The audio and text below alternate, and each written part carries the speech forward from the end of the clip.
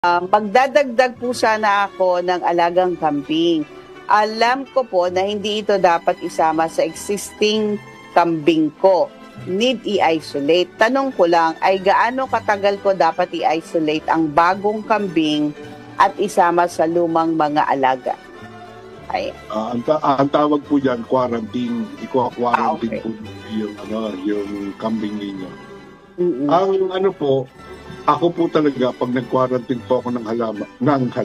Halaman po at saka At kambing. sa kambing, okay. Mga hayop. Nagko-quarantine po ako ng hayop. 3 weeks. 3 21 days. weeks. Okay. Nakaugali Ba't ganun ako katagal? naging 21 days. Hindi kasi para at least alam mo yung talagang lalabas yung sakit. Kasi within 1 week, lalabas na yan eh. Yung iba, 2 weeks lang. Yung iba, 10 days lang. Pero ako, ginagawa ko, 21 days ko talagang 3 weeks yung Anong sakit? Halimbawa, kasi halimbawa, yung... Kaya tayo nagka-quarantine para ma-avoid yung sakit. para Mahawa yung iba nating ibang alaga. Okay. Halimbawa, yung kinuhanan mong farm, hindi mo kilala. Mm-mm. Yung hindi mo pa masyadong kilala yung mga hayop. Paano yung pag-aalaga niya, di ba? Ganun. Kung Ano yung paano, sistema niya? Gagawin mo, i-quarantine mo muna. Huwag mo isama, i-isolate mo muna siya sa Sa kulungan. Oo. Hindi muna doon sa farm mo ilalagay.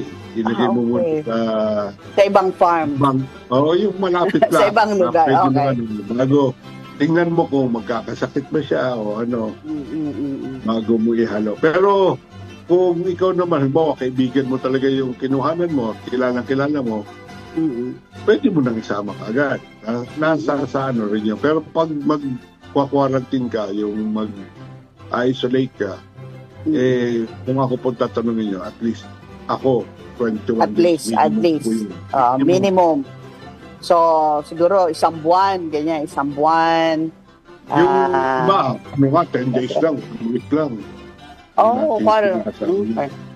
So, napakahalaga po yung pagka-quarantine, no? Para, kasi syempre galing po sa labas, nag-travel yan, baka may nalanghap na mga bacteria or kung ano man, ay at least hindi po siya makakahawa dun sa mga existing yung alaga. So, ang tanong niya is, gaano katagal? So, 21 days.